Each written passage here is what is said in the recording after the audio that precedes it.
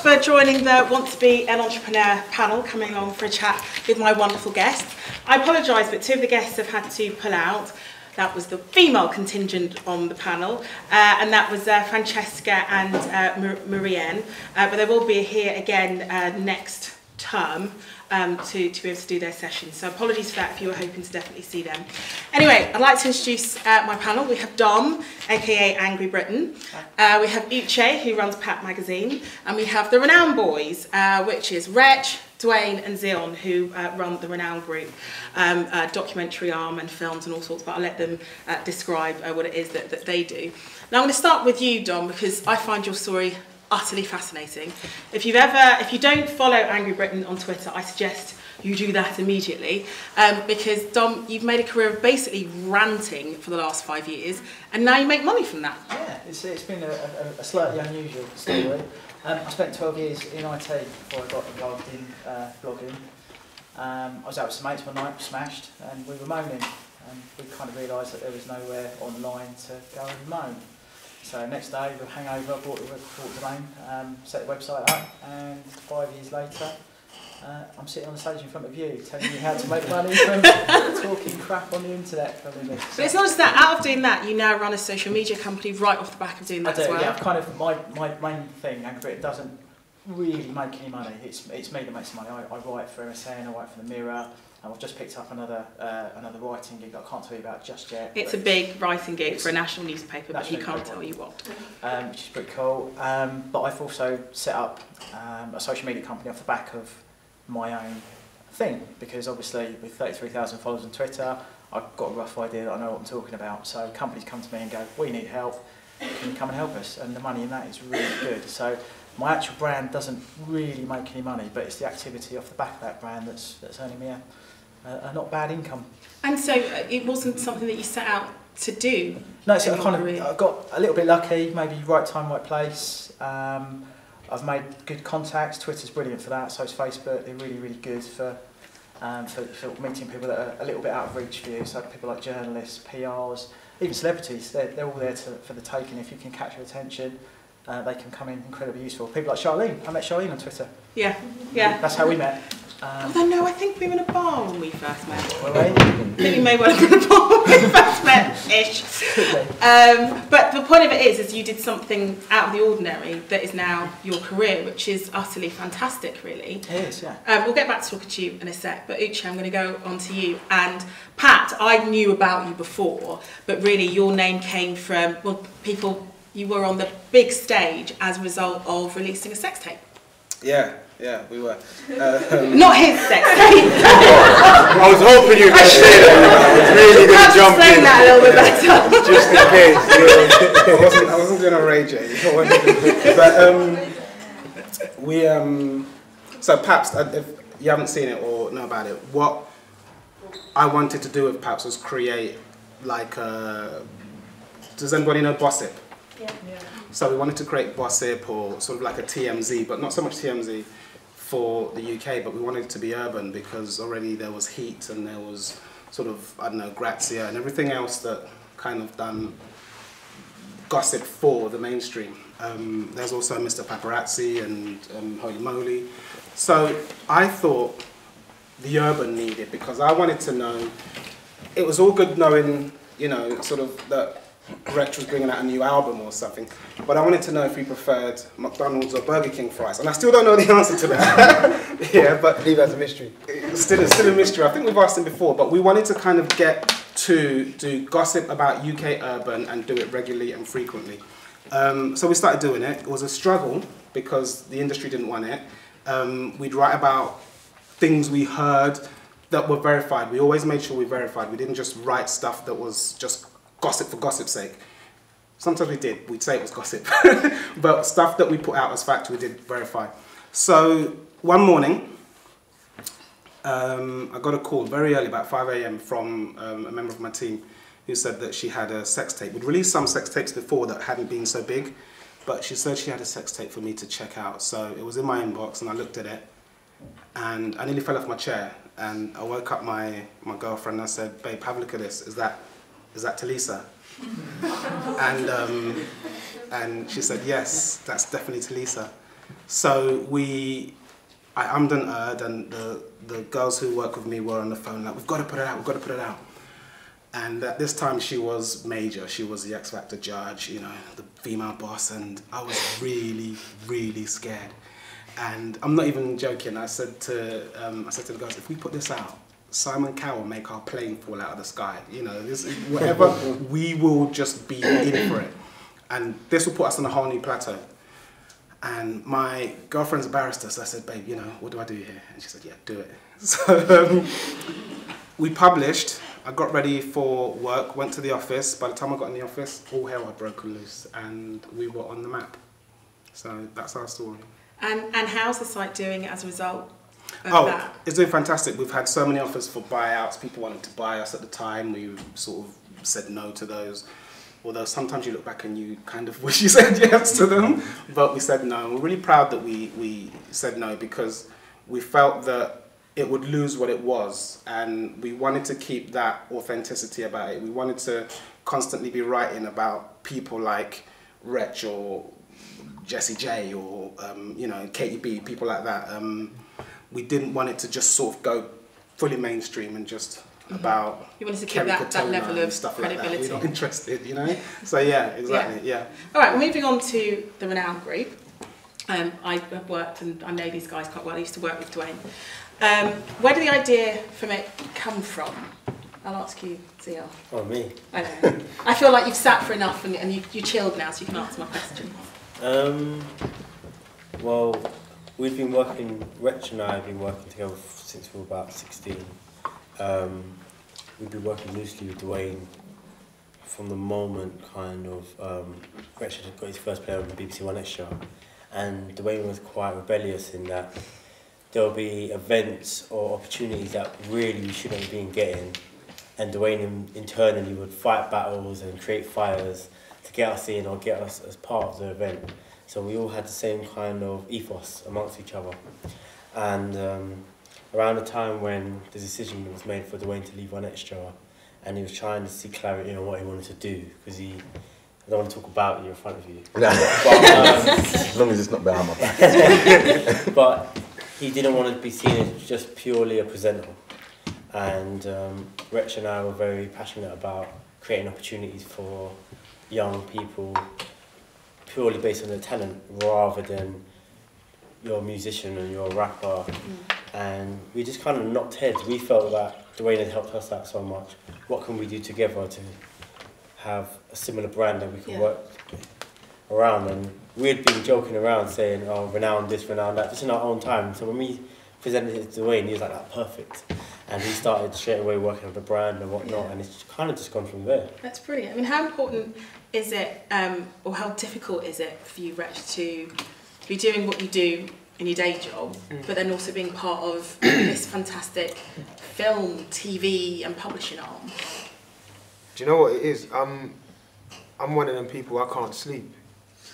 Like, if you see me on Twitter or you see me on Instagram, you notice I probably have a 4-hour window, and I'm just so interested in what I do that I'm excited.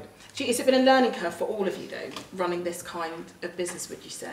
Yeah, it's different, and everyone kind of does different things. Like, I might be the person who kind of finds the talent just because I'm just on all the sites, I'm just listening to new material, listening to brand new artists. The artist could have like one view on YouTube, and it's just like something that I'll hear and love, and then I'll click through all their stuff and hear their new material. And it could be an artist, like an actual painter, it could be a drummer, it could be a poet, it could be a singer, anything. Anything to do with arts, I'm just so interested in, I'm so keen that I kind of just find things. Yeah. So, Duane, explain to us exactly how the group works. I know I keep mentioning there are lots of different arms, but explain to us how all of those come together into one. Okay, just to echo what Wretch and Zeon said, it was kind of formed to basically give opportunities to young up-and-coming talent. So in order to do that, we felt that our strengths were in the publishing world.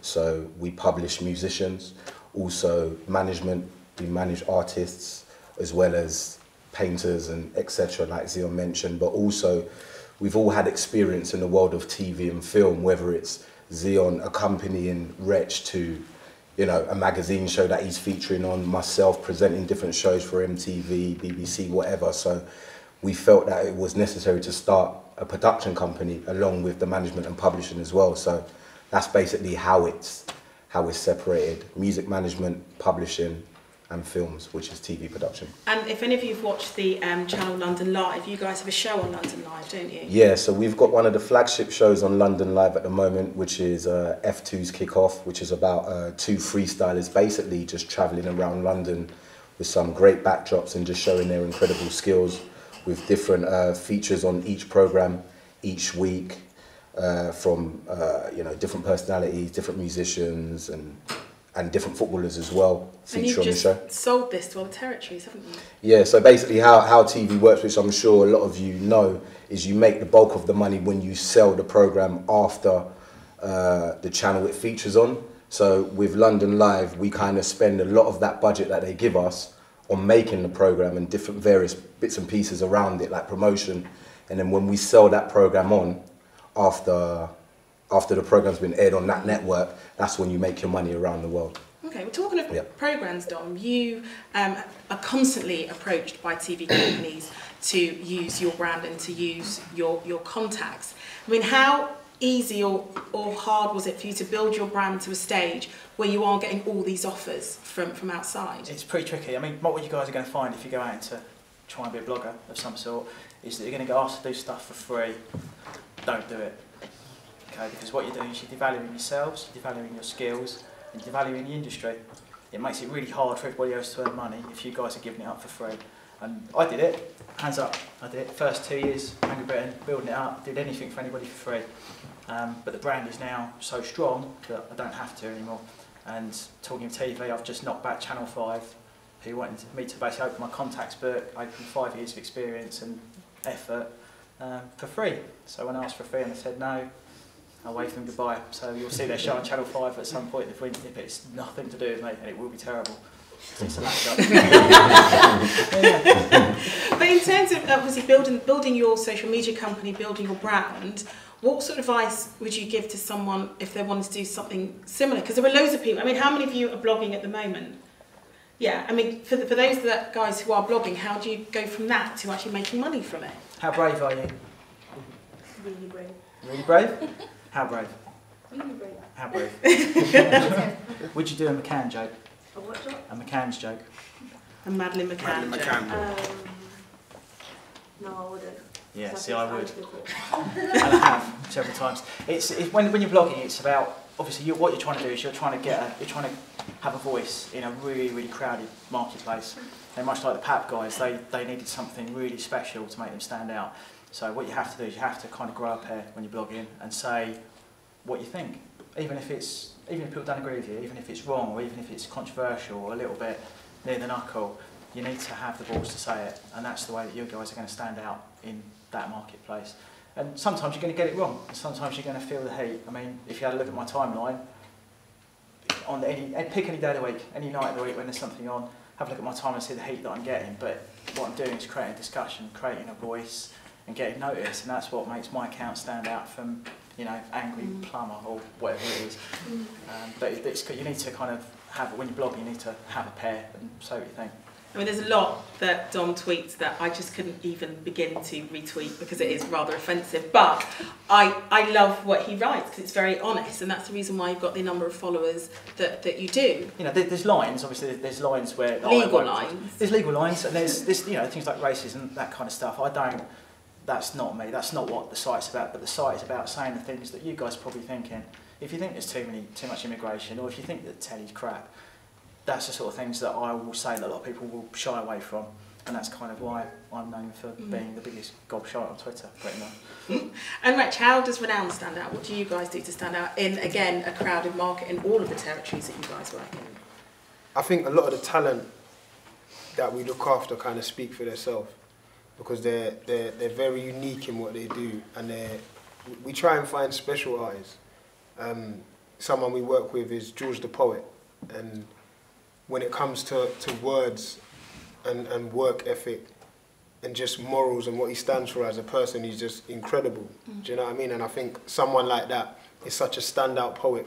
There's a lot of poets in the country, but just what he chooses to speak on, and you know, how he articulates himself, he just brings a lot of attention on him, you know, and it's just, we can use our platforms to make that 10 times bigger, and that's what we hope to do. But I just think the talent that we work with is very unique and very special, that, you know, it does the work for us, kind of.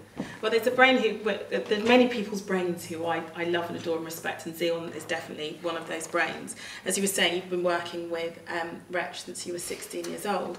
How does someone go from that to where you are now? How do you learn about everything you need to do about tax returns and you know, paying national insurance and you know, all of that stuff? Oh no, you're in the big leagues. You're one of those stars that doesn't pay tax here. You know, how do you even get your head around all of that stuff? Because essentially, if you want to be an entrepreneur, it's not just about an idea, is it? You have to know how business works as well. Yeah, I always believe you should surround yourself with people that have been a lot more successful than you and a lot more experienced, and people that you can build a relationship with, because if you're going to try and be a creative, to then be the amazing tax person and do all type of admin stuff, you're going to be taken away from your creativity. So first thing I would say is get yourself an amazing accountant that you've got references from other people. Don't forget Gary Barlow's. And for me, it's about being really forensic. I'm never happy with where I'm at, never. So I always believe that I just want to work harder and harder so that I can get the next step ahead. And sometimes for me, it's a case of having an idea and then searching through the market in my own way, or contacting people in that particular market for how they see things, and not to deter myself, but just to see where I'm going to find my USP to navigate my way through. So an example might be with George. We just came back from a TV production company that wanted to use him for some Channel 4 programme. But because George has been around me for a long period of time, he said, actually, that doesn't work for me, but I want to do X, X and Y. And we'll really kind of learn how it works, but really get what we want out of it, as opposed to meeting the agenda of someone else. Duane, as I said, Duane and I used to work at One Extra when I was a reporter, and Duane was a DJ/presenter. How difficult was it for you to make that transition and for you to walk into an office and people take you seriously for the job that you do, yes, as a presenter, but also as a businessman? Are there any tips that you'd give to someone, you know, if it comes to, you know, raising funds and trying to get investors? You know, what can you do to make people take you seriously? For me personally, it was quite easy to make the transition, and in fact, it was. I felt leaving the BBC put me in a better position, just because when I left the BBC, I was just kind of a young man that had 11 years experience at the BBC. I wasn't Viz as part of Ace and Viz, a part of a show, and I had this kind of almost a glass ceiling that I didn't know was there until I left the BBC. Then I kind of realised my potential in different fields. So for me, leaving was quite easy. The advice I would give to people in terms of kind of getting out there, first of all, I would say you need to really network wherever you can, because a lot of this business is about access, ideas, knowing people as well. So get out there and network. Also, I would say do work experience. I know people hate that, working for free. But I would say, especially in the media, I would say work experience is probably the most valuable thing next to studying, because it is about experience and kind of knowing what you're doing and then meeting those people along the way in work experience as well. So that's kind of how I would advise people to do it. Yeah. With you, Uche, obviously you've got a team behind you. How do you create that? How do you find people that you trust to work with your baby, really? To be able to take it on to that next level? That's the most difficult part. I think for most organisations, they'll tell you that recruitment, getting the right team, is probably the most important thing that you can do. And I just want to kind of slowly sort of touch on something that you said and what you said, and you kind of said don't do anything for free, and you said do work experience, and they're both right. Correct me if I'm wrong, but I think the point that you were making was when you've got your product, don't give it away Yeah, for free. correct. When you're trying to build your Yeah, product, that's cool, I don't think you were talking about not doing, sort of work experience or placements, which you said, and that's so important. A lot of the people who've come through us that have taken on, they have to do like a 3-month placement with us first to get our style, get an understanding of what we do. How many people do you have working with? We've got 6 at the moment. Funny enough, all female. It's funny because the guys that we've had have, I don't know, what perhaps being sort of gossip, a lot of guys kind of didn't want to be involved in that and kind of were like, yeah, no, I don't do that, blood, and guys that came through would not get it. They wanted to sort of come and write in hood speak, which we don't do. And there are other sites who are fantastic. There's Grind Daily or GRM, there's others, and they're fantastic, and we love what we do and we work with them, but we don't write in that way. Our USP was that we wanted to create a bridge between sort of like road, the street, and the mainstream. And one of the important things was that people who came to work for us were good writers and had a very good command of English, and great ideas. That's key. And it was because of that sort of, if you like, incubation, where people would come and work with us for sort of like 3 months, learn that, iron out the kinks, that we've had people sort of leave us and go to work for ITV and sort of The Guardian and really big magazines. But getting to that point where you can give people the autonomy and the responsibility to look after their section is very important, but you do have to sort of micromanage them first, sort of make sure that they're doing things the way you want them to do. Have trust in them and, sort of like give them leverage to grow, but you're not going to want someone putting out stuff that doesn't represent who you are. You have to understand your brand. You have to understand what your product is. And, we had sort of people come through who thought that we were a Perez Hilton type site that just slags people off. A lot of people still think that's what we do. That's what Dom does, mate. That's what a lot of people still think that's what we do, and that's not what we do. And you said you've got to grow a pair. We do state our opinion. We're very opinionated, and we are not afraid to say, do you know what, that dress she wore didn't work with those shoes. So how does someone make money from that? Because essentially, you can have a brilliant idea to the cows come home, but you need to be able to pay bills, have a car, pay a mortgage. Yeah. How do you make money from your site? In the beginning, it was advertising. No, actually, in the beginning, it wasn't. In the beginning, there was nothing. Because no one knows you, no one's going to spend money on advertising with you. We had to really get out there, and we were writing 7, 8, 9 posts a day. Some of you put your hands up, said that you were blogging. I don't know how many you're doing, but if you're doing anything less than sort of 5 or 6 posts a week, I don't know how that's going to work out for you, because like you said, it is a crowded market, and people forget you very quickly. Because we were doing so many posts a day, it would be like, bing, Twitter, oh my God, these guys, I'm going to follow. And then people knew what we were about and what we were doing. So then the traffic started coming. And when the traffic came, then, if you like, small businesses and, sort of other people who were trying to create something saw our potential and started to advertise.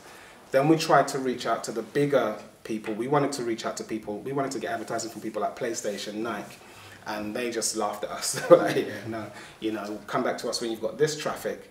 And then we sort of were lucky enough, we're not a sex tape releasing company, but we were lucky enough that there were people who kind of thought, oh my God, let me send this to... Do you know, we've had so many things that we can't put out and we wouldn't put out, because again, we verify. We've had true things. We've had doctors' medical reports sent to us, facts to us by people showing us which artists had multiple... Choose your words carefully. Yeah, I don't even know if I should say that, but yeah, and we look at this, and part of we have a moral compass. We do not want to destroy anybody. There are a lot of artists who music or whatever they do or dance isn't their primary job. It's what they want to aspire to, but in the day they might be a nurse, or they might be a, I don't know, a tube driver or something. And when we receive information about somebody being found negligent at work and causing the death of somebody because they're a nurse and sending us evidence, we're like, yeah, no, we're not going to put that out. You know, we're not trying to destroy anyone. So people would send us stuff like that. Yeah. So we had to be very careful, because we're not, this isn't the US, and you know, we're not about that. So eventually we got lots of traffic, we got lots of sex tapes, that boosted our traffic, and around that whole sort of sex tape period, we had about 3 released. We were doing sort of million hits a month. And then the big advertisers came on board, and then Did they come to you? They came to us. Yeah, and I mean, even today, while we were waiting to start, on my smartphone, I got 2 emails from advertising agencies who want to work with us, and they'll be like, oh, we represent this multinational organisation, and we want space on your site, and we get that. But advertising isn't the main thing. We have to be very agile, because that's kind of dying off. So what we started to do was, a lot of the industry has moved on to sponsored posts, where organisations would phone up and say, oh, you know, we've got some statistics, we've got some research, or can you put this out? And be like, yeah, there's a cost for that. A lot of the time they'll try and say we haven't got a budget, which we were talking about before. They'll always say that. And I think it's what you say. When they say they don't have a budget, say I can't help you then. Just don't give away your product for free. The fact of the matter is, they're getting paid. They're getting paid a lot of money. Well. A lot of money. You'll have agencies who have been given $1 million on a campaign to get a product out to lots of blogs. And they'll phone you up and say, oh, can you put this new product on your site and write about it? And you'll say, all right, give us some money. And they're like, oh, no, we haven't got any money. They've got a lot of money, trust me. They're getting paid to phone you to put it on your site. And they've got an allocation to give you. And if you say, okay, I'll do it for free, they're like, great, they'll keep your money. Yeah. But, you know, so don't give away your products for free. How does it work for you, other than obviously with the social media company and stuff? Do you get similar phone calls with advertisers? Yeah, I get them all the time from various people. But, you know, like you said, you can pick and choose who you work for free, if you like. What sort of, a sponsored post, for instance, what sort of money are we looking at? £50 a tweet, £100 a tweet? It kind of depends. It depends on what it is, who it is. The budgets are all over the place. There's no kind of like set figure. I mean, how much do you guys think like a freelance piece in a national newspaper is worth? Right, 200. Yeah, 200. Quite a few hundred. A few hundred. Yeah, so a few hundred, 200, 50 quid. A lot of them. That's the reality. Reality of life for a national newspaper's freelancer is 50 quid. So if you kind of think of that in terms of when people ring you up and ask you to advertise the latest pair of trainers or the latest video game, that's where you need to kind of set your bar. And you shouldn't be afraid to ask for money, because like never be afraid. They're getting paid. That's right. Everyone who calls you is getting paid by their client to ring you, and what they're doing is trying to get the work for free. So talking about you guys in the production company, after this question, we're going to open it up so make you guys think of your questions. How do you guys make your money? I'm not asking for a figure or anything like that. But, what, TV production or management? management? All of it. So you're taking a percentage of what Wretch makes, for example. Yeah, I've got. So if you fail, he starves. I starve too. A range of stuff, because not to overcomplicate it, obviously I manage a range of acts, so depending upon their success, commissions earn across that. There's a couple of people signed to a production agreement, which means that we've helped to develop them, but they have other management and they're signed to a record label, but an income still earned for the next 5 to 10 years based upon the initial development. Yeah. We also have a publishing company, so we earn royalties based upon radio and TV airplay on particular acts. In terms of the TV and film side, that's one area. So TV and film side, we basically make money from the network, whatever network wants to buy into our ideas. So far we've had London Live, as you mentioned, MTV, BBC Football Focus, Trace Sports, and a lot of online platforms as well, like Copper 90. So how do you know what to charge them? Because obviously all their budgets will be very different. Yeah, to be honest, that was trial and error for us. to know what to charge. And like Zeon said, it's always good to surround yourself with people that are more successful than you yourself, and people that have got more experience than you've got as well. So we kind of lent that knowledge from others around us and kind of gauged it as we went along, what to charge people in terms of budgets. And a couple of the people that we work with on the TV side of things, they actually went to university to study that kind of thing, so they had a bit of guidance in that area as well. So have you ever undervalued yourself with an idea that you've sold a company and gone, yeah, to begin with, to get our foot in the door, you know, you have to do that. You have to kind of undercut the bigger production companies that have been there for years and have got that credibility next to their name, whereas we had no experience. So we went in there with amazing access, good production values, and totally undercut other production companies by half. So they'll definitely use us, and then our show reel slowly built up, so then we could go in and charge top end for whatever content we were using on networks. Yeah, and aside from that, I also A&R for Universal, and when I got offered it, I wasn't aware of what A&Rs are earning, so I got offered a certain amount of money.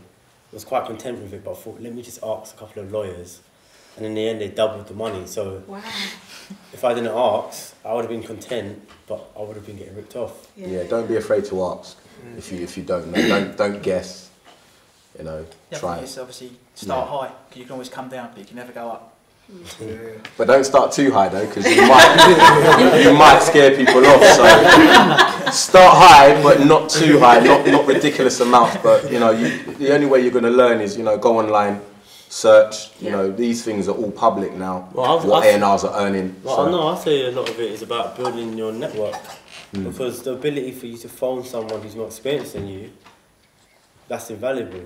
And I'm always someone to have a big phone book where I could not speak to someone for 2 years and still call them and get advice on something.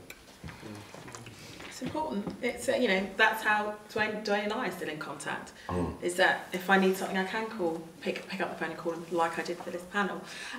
You know, we're friends, but we're also both our networks are important to each other as well. Okay, I'm going to open it up to the floor because we've got half an hour. If you can, we've got a microphone as well. If you can give your name as well before you answer a question, that'd be wonderful. I'm James. Stand up, James. I'm James, and I wanted to ask you guys how important is a university degree for the choices for the fields that you guys have gone into? You're going to start from right to left? Or I got quite fed up with school after sixth form, didn't go to university, and it's never done me any harm in the long run. So from my point of view, I'm waiting for national newspapers without a degree. Okay. I did a Kanye West. I didn't graduate. I did a college dropout. I've always regretted it. I was a very smart student, 10 GCSEs, 3 A levels, all above A. But when I got on my degree, I took a year out and then went gallivanting, and when I came back, I just wasn't in focus anymore. And so I do regret it. But to answer your question, it's not important. I think it's important to definitely have your. No, let me. Let me. Very well, they were in a university. Let me qualify that point. I think it's important to have it, but to succeed in what we're doing, I don't think it's important, because a lot of it is can you do it, and can you do it well? And you know, nobody will ask you what you graduated with. It's just give me results. I think Uche will kind of agree with me that from our point of view, both of us had a great degree of luck. It was never supposed to happen like this, and we've kind Check you out, you. It was. We just kind of fell into it. So yeah, we didn't do degrees. I mean, like you said, you had a career. I had a long career. You two have answered it now. Let's move to these three. No, I don't have none of the above. I don't think it's. Yeah, I know. We're not really selling it on. Yeah, in terms of like making music and stuff, I don't. How about when you're sort of looking out for acts and stuff like that? Did you need like a music degree or something like that to understand the riffs and the phrases and all of that stuff? Nah, No. would you have liked, in terms of you guys building up a business, Yeah. do you think, say, having a business Well, or I've accounting degree? got a degree. See, there you go. So I got a degree in operation management and HR, and like fundamentally what it taught me initially was stepping out of an estate and having to be around people that's come from an alternative background really helped me recognise what the real world is like. After I graduated and got a job not in music, I was able to kind of channel what I'd learned from my modules and link it to life experiences. Now the one thing I did do is while I was going to college and had a degree, I was doing music stuff just purely out of passion. So I was able to kind of marry life experiences with an educational background, and that's what I would recommend to everyone. Because ultimately you're competing against, even when you graduate, you're competing against me. And I feel that education can help you, but if you're just purely relying on that, you're going to be in a problem. So I would say, whatever your passion is, start from now on whatever level and just keep cracking on with that. Lovely answer. Another question? Oh, no, not you, Peter. Not you, Peter. He's with us. This is an incredible platform for you guys to be sat and watching, so I would like some more questions, otherwise I'll just keep chatting. Hi, I'm Lilifa, and this question goes to everyone. What's been your biggest challenges so far in your careers?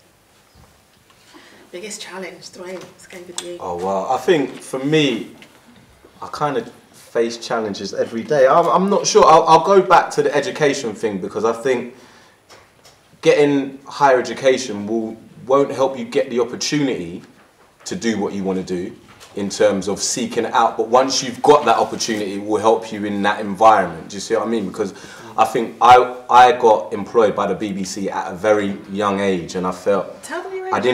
I didn't anyway, don't worry about my age. But no, your age I don't think I really knew how to carry myself in certain circumstances that I think higher education can teach you to do that as well. So college, university, and so on and so forth. So it's a weird one. And also, I don't think there's one blueprint for everyone. I don't think one thing works for everyone. So definitely, if you think college and university helps you be more confident, you know, be slightly more academic, or you need that time to find yourself, then do it. But just to echo again what everyone else has said on this panel, if you feel it's a bit of a waste of time and you just want to get out there, you've got the ideas, you can handle it, then you don't need higher education. So I think for me, kind of starting out was a little bit difficult, because I hadn't really had those kind of, you know, I was walking into I didn't really know how to socialise. No, he didn't. As well as, you know, I was walking, yeah, so, you know, for me, where I came from, like, you know, an estate, which I'm sure a lot of you are from, you know, the highest form of respect was nodding my head. So I went in there to different BBC execs and I was like, so, and for me having a flagship show, they were like, this guy's really ungrateful, doesn't know how to conduct himself, and I think it really held me back. And jokes aside, that stays with you. No matter what you achieve, Sony Gold Awards, Mobos, whatever, that stigma kind of stays with you 11 years on. Until I walked out of the BBC, I was remembered as the guy that just walked in every morning and went. But you know, that for me, so I think as well, socially, it helps you. Yeah. You know, so I think that was my biggest challenge, really starting out until I found myself. So. Thank you for the honesty, Yeah. Duane. How about you, Uche? One thing no one's ever going to tell you is when you're a freelancer, freelance writer or journalist, you're out there on your own. You're doing it for yourself. And the biggest challenge is constantly keeping yourself motivated and drive. Everybody, especially sort of in today's culture and sort of Facebook and Twitter, you know, 140 characters, status updates, everybody's so up all the time and so winning, you know. Yeah, there's days when you're not. There's moments when you don't clinch that deal, and there's gonna be times when you start to really sort of doubt yourself. Can I really do this? You know, am I good enough? And that's the difficult part. So the challenge is constantly keeping yourself motivated and believing in yourself. You really do have to. And I think, like as Zeon said, you know, surrounding yourself with not only people who are more successful than you, that's always good, but people who are true to you and people who are good motivators and believe in you. I'm not going to say sort of don't surround yourself with negative people, I think that goes without saying, but really sort of finding other ways of just keeping yourself focused and keeping your eye on what it is you're trying to do, because the drive and the motivation, you're on your own. Sometimes you'd be writing, you know, for days. I don't know what everybody's setups will be, but you might sort of work from home or whatever. You might not meet other people for days. You know, you'll be at home trying to get that. I'm sure it's like that when you're songwriting, just trying to get that done, and then you reach writer's block and it's like, oh, yeah. So that's drive, motivation, that's something you have to learn to master. And when you're down, find a way of picking yourself up. Were there any points, Dom, talking about challenges in the last 5 years, where you just thought, you know what, actually, because Dom literally is tweeting 24/7. Are there points where you just thought, you know what, I just can't be asked doing this anymore? Yeah, lots of times. But you know, like she said, it's about keeping going. I mean, if I had a pound for everybody who said that's a stupid idea, you're never going to make any money off the back of that, I would actually be a millionaire by now.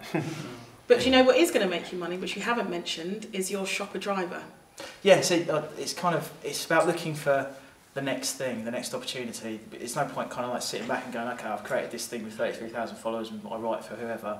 You've kind of got to be looking at the next thing as well. So it's all very nice that I'm sitting back on a great big Twitter account that everybody knows. I'm looking at other stuff. So I've now created an offshoot of that. It's called Shame a Driver, and it's purely based on bad driving. That's it. That's the concept. It's bad parking, bad driving, it's dash cams, that kind of stuff. So that's now building itself up, and hopefully in the next few weeks I'm going to be releasing a range of my own branded dash cams. So it's about diversifying the stuff that you do into things that are going to make you money. You kind of just need to be that little step ahead of where you think you're at. Myself, we get challenges every level you go up. At first it's a challenge to find a recording studio. Then you find one, you record. It was also a challenge to get our very first mixtape into the shop. I remember how we overcome that. We kind of left one sample and then sent one of my mates in to go and buy that one and ask her it like, yeah, there's this new guy, Wretch 32, he's supposed to have a CD out, and the guy didn't actually give it to him. He said he doesn't have it, and then he came back out, he was like, yeah, he said he doesn't have it. I was like, oh no, how am I going to overcome this? Then I sent someone else in, and then he realised that he had it and whatnot. And then, it's a challenge to get your first record played on radio, on legal radio. You kind of overcome that. Then of course you listen to the record and you text in yourself, like, who's that guy, man? He sounds incredible. It's just about believing, because there's, even at this level now, we're still facing challenges, do you know what I mean? And it's just finding the way to just kind of smash through every ceiling, because I don't think it stops. Like, I look up to so many artists worldwide that are in the same lane as me, and then when I sit down and I watch a Kanye West interview and he's talking about ceilings that he's hitting in his field, and I'm like, man, you're a worldwide brand, you know what I mean? Your name is 10 times bigger than mine. So I just understand that there's always going to be challenges in what I do every way up, and I'm ready to face them anyway. So. And what would you say yours was here? Or still is? Time management, because I have the responsibility where I have 4 different record deals with 4 different teams. That's about 40 odd people I need to know. 5 different publishing deals, that's 5 different teams. And then I have outside things, because I don't like to be reactive, I want to be proactive. So I have to be waking up 4 AM to shut myself away from the world, to think about what do I want to do with. And at the same time I need to be thinking what's next, like yourself. So I've just got funding from a social initiative to launch something called You Connect to help young people. They've just set aside £250,000 for me to do that. That's responsibility. Where do I find time in my life to do that? But I understand that it's a responsibility that I've taken on that I have to see through to the end. So it's just hard. Like on the way here, I was on the phone for an hour. I have to schedule in my phone calls. So if I'm going to phone you, I put on my diary, call you at 11 o'clock. And obviously in the day, the drama's always going to happen, so there's things that are going to throw off my day, but it's just trying to kind of put a structure in my day that allows me to be as efficient as possible. Can I just highlight that actually? Time management and kind of like compartmentalizing your life, those two things are so important to kind of excelling in life. Like you can't undervalue or underestimate how important it is. I know people say it all the time, be on time, and just time management. That is a massive key to success in any capacity. Yeah. Okay, another question. Oh, way at the back. Off you go, Simon. The lady right at the back put her hand up first, and then we'll take you. Hi, my name's Lavinia, and I just want to know, what are your top tips for networking? Good question. Well, a lot of what you do is achieved has been based on it. So what would you say is your number one tip for it? It's, get involved. Get involved with social media. That's your friend. You'll meet the people you need to meet, make the contacts you need to make. Get stuck in with Twitter and Facebook and other networks. But yeah, that's your number one. Uche? Yeah, say yes a lot. like to things like this, you know, it's like when opportunities arise, take them, lead and do it. You know, if you're not, if you're out of sight, you're out of mind. And like I said about the writing post, you have to constantly be writing your post and doing your thing, and then you have to be going out and selling that. And that doesn't mean financially, it's letting everybody on Twitter know about it and letting everybody on Facebook know about it and Insta, and then sort of if all your friends and family are not retweeting and sharing and liking or whatever your post, you're failing already, because if your immediate circle aren't doing it, then what? You know, you have to. I used to call my brothers, sisters, everybody, can you tweet that? And I'd go to people's houses and be like, I watched them, can you just tweet that? I'd start up their laptops, and you know, because they're always logged in on their own laptops or computers, and I'd just click on like and on everybody's. People are like, how did I like? I don't watch that, you know. So your people have to be your biggest support. But in terms of networking, yeah, say yes a lot and get out there. Wretch? I think definitely in addition to what these two have said, I think people still love a people's person. Do you know what I mean? And I think you can't put a price on just being able to even make someone laugh or hold a conversation. You know, and I think if you've got your whole Twitter thing and your whole Facebook and your Instagram at a certain level, because there will come a day when you actually meet the person you've been tweeting or you've been DMing or Insta DMing or whatnot, I'm naughty or whatever, but you've been speaking to, and you know, you want to make a good impression. You only have one opportunity to make a first impression, and that's the truth. So I just think, you know, don't ever underestimate the value of being a people's person. Duane? Yeah, I agree with what everyone said so far. So just make sure you're on top of social networks, Instagram, Twitter, Facebook, LinkedIn, MySpace if you're still on MySpace. How about in person? Well, that's what I was going to say. Okay, all right. Yeah. Well, Zeon will mention that. I think you need to, but as well, emailing. I know emailing there, it's like kind of like a needle in a haystack, 1 in a million chance, but you may get that response that you don't expect, you know. So a lot of the things we do, to go back on what you said, are sponsored by brands like Beats by Dre, Adidas funded, whatever the case may be. So, you know, you need to be in contact with different brands as well as people. So just put yourself out there as much as you can. And also, and emails have to be written properly as well. Yeah, email etiquette. Spelling, punctuation. I mean, we send quite a lot of emails a day, like literally 100 emails a day. So it's important. And not all of those people I've met before, you know, it's blind. It's a 1 in a million chance, but you've got to take it. And, you know, 5 out of those 100 emails will come back to you with an opportunity or a meeting at least. And some of the people that you're blind tweeting or emailing, like Wretch said, you may meet them at an event and you go, hi, it's me, I've been emailing you, and they say, okay, you know what I mean? So I say just put yourself out there as much as possible. On a personal note, I would say be careful of hiding behind social networks and emails, because there's nothing better than being able to speak to someone on the phone or even offering to take them to lunch and having a face-to-face interaction. That's what you did the first time. He took me to lunch the first time. Because ultimately, I'm so busy, do I really want to be interacting on Twitter? And if you email me, not to be disrespectful, out of my 200 plus, you're not going to be high up on my priorities. But if you're saying, next time you're free, I'll take you to lunch, even if it's half an hour of your time, it sounds like less of a chore. I'm going to do that. And the moment I've had lunch with you for half an hour, I know who you are for life. Whereas across Twitter, I'm not really that fussed, to be honest. So I'll say make sure you kind of continuously work on your personal skills, because that's what's going to get you through life. When you go for a job interview or a business meeting to kind of get yourself a deal, that's when you're going to have to test how good you are, all skills and getting across what you want to achieve. And your emails, you can be the best emailer in the world or the best tweeter, you embarrass yourself. Best tweeter. Yeah, but it's true. So be ready to be able to do that. To be able to meet, to be able to meet someone once and make that person remember you. Yeah, can I just follow up on that as well? And you know, I don't know if anybody knows meetup.com, which is like a online sort of social place where then you really meet up in real life for events.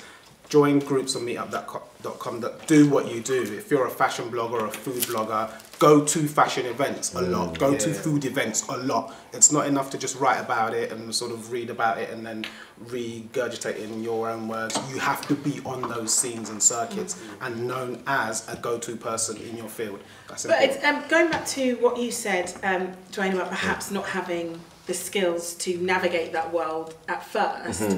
What skills did you take on to be able to walk into a room of execs or, you know, social events, what have you, where you need to network? Yeah. How did you manage to turn that around and realise, you know what, I can't just sit here on my own. I have to go and talk to that person. I think it just comes with experience. You know, I honestly think it comes with experience. So go to as many social events as possible. As you just mentioned, you know, you have to be out there. You have to be out there talking to people. Like an event like this, you shouldn't really just get up and walk out.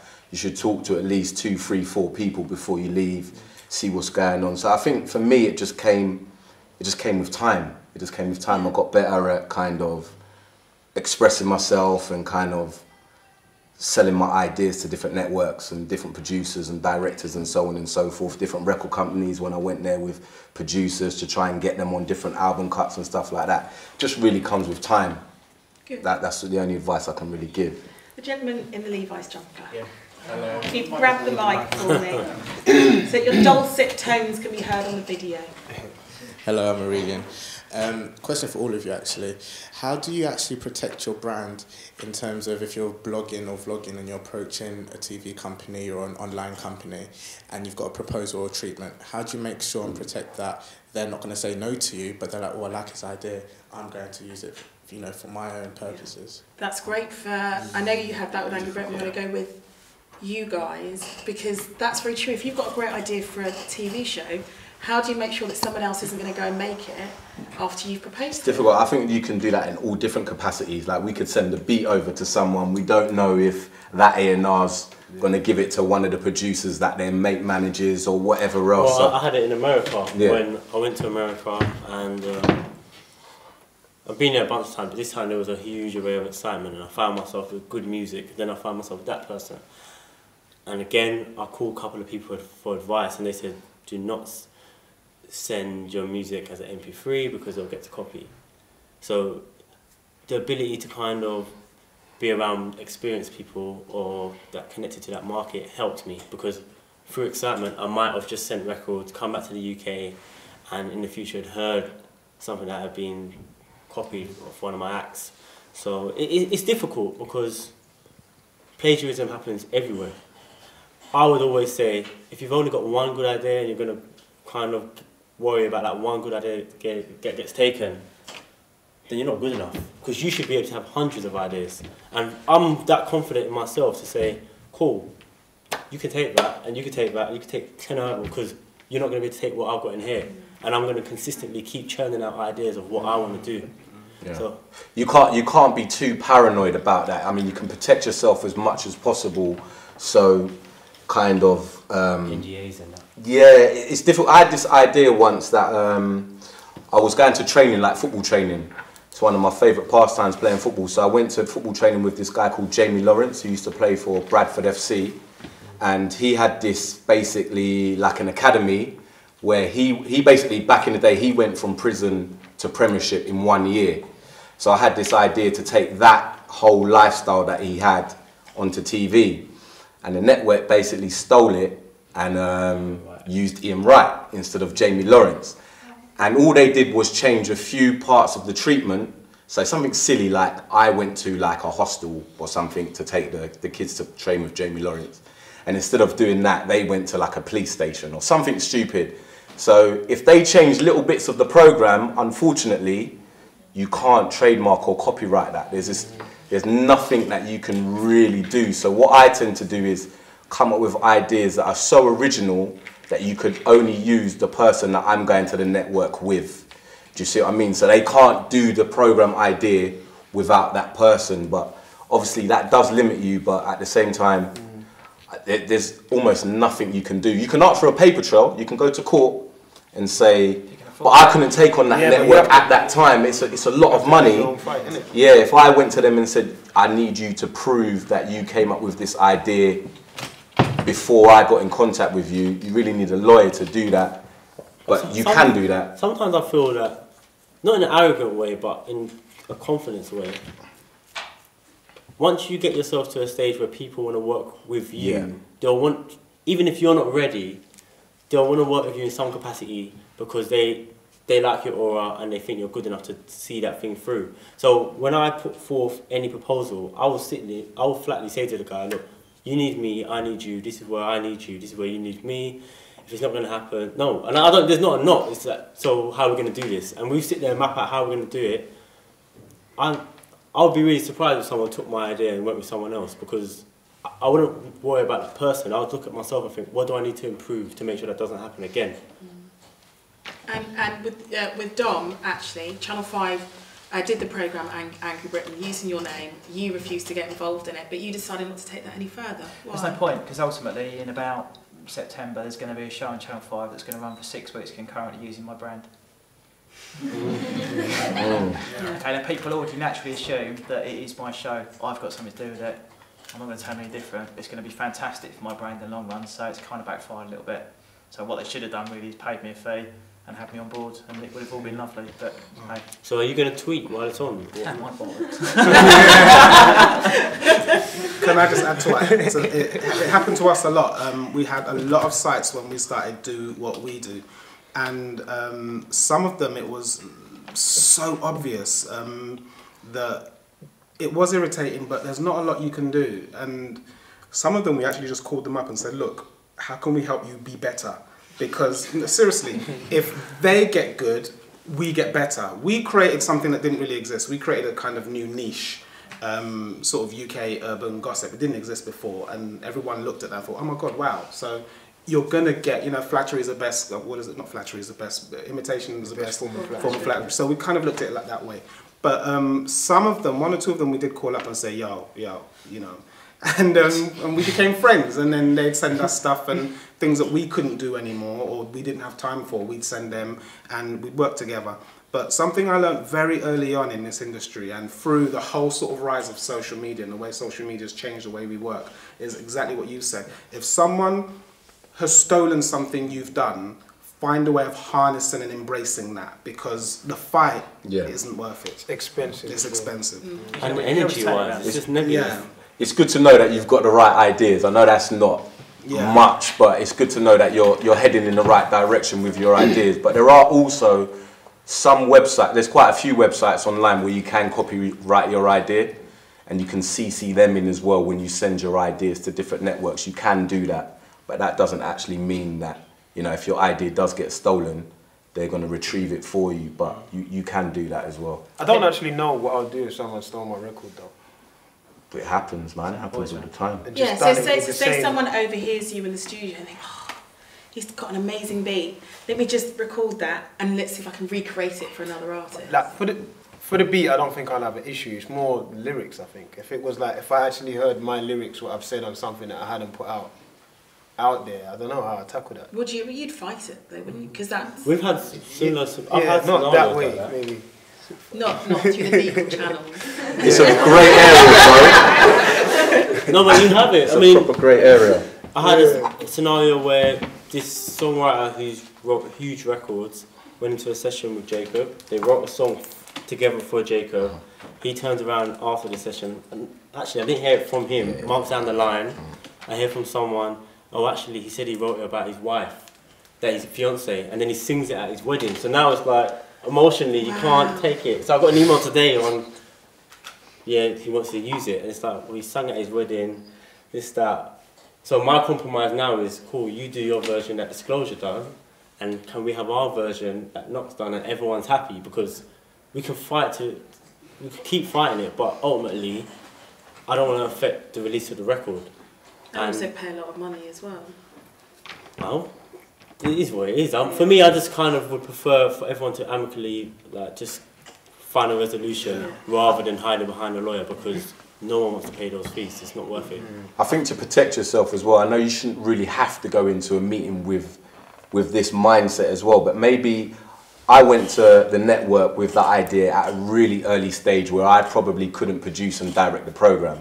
Whereas if I went in as a consultant, they may have hired me as a consultant and I would have got my credit that way, rather than saying, this guy can't do this program by himself, we're just going to take the idea.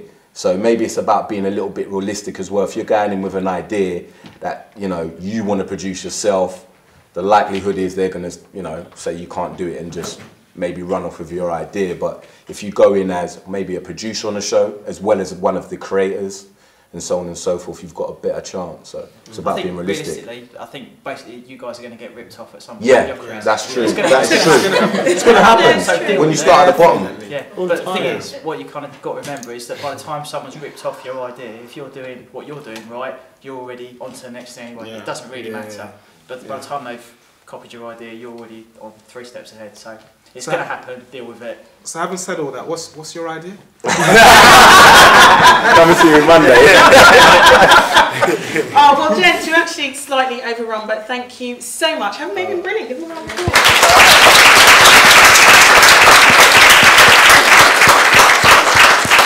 That is the last of our So You Wanna series. We'll be back again next term, so 2014/15, and then we may have these guys back at some point in term 1 and term 2. But thank you very much for coming. Oh, cheers.